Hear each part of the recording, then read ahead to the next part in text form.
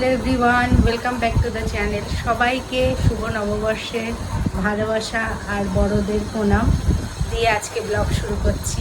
সবার জন্যই বছরটা ভালোভাবে কাটে, আর আমাদেরও আশীর্বাদ করো, আমরা জানি সুন্দরভাবে সংসার করতে পারি।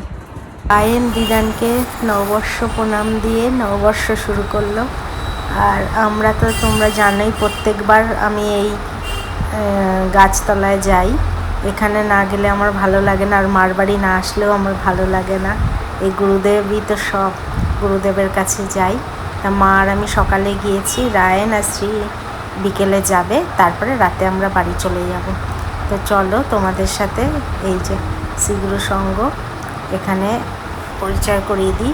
গতবারও তোমাদের দেখিয়েছি, আর এখানে এত সুন্দর পাঠ সব কিছু হয়, মনটা পুরো ভরে যায়। গতবার আমি 5 দিন ছিলাম, রায়নে তখন স্কুল খোলেনি, এই একবারই থাকতে পেরেছি, এবারে আর থাকতে পারবো না, মনটা খারাপ লাগছে। মামা বাড়ির সবাই আসে, মাসিরা সবাই এই অনুষ্ঠানটার জন্য 5 দিন ব্যাপী হয়। এই যে খলসাকোটা শ্রীগুরু সঙ্গ, এখানে ভীষণ ওই 5টা দিন সবাই খুব আনন্দে কাটায়, গুরুদেবের নাম কীর্তন সব কিছু হয়, আর ওখানে সবাই প্রসাদ পায়, প্রচুর লোক হয়, প্রচুর লোক। তো সেইখানেই তোমাদের দর্শন করে নিলাম। গুরুদেবের দর্শন করো, গুরুদেবের কাছে যা চাইবে তাই পাবে, ভক্তি ভরে চাইতে হবে গুরুদেবের কাছে।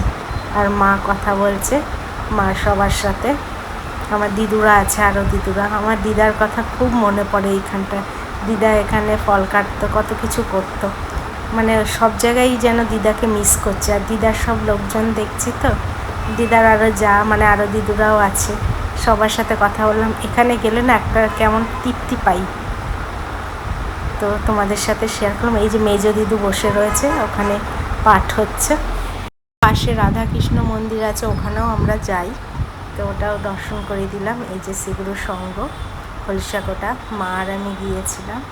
তা আজকে ভিডিওটা অনেকটাই বড় হয়ে গেছে, আরও ভিডিও এই গুরুদেবের আসবে, তোমরা দেখবে যদি ভালোবাসো। আজকে ভিডিওটা এখানেই শেষ করলাম। সবার বছর ভালো কাটুক।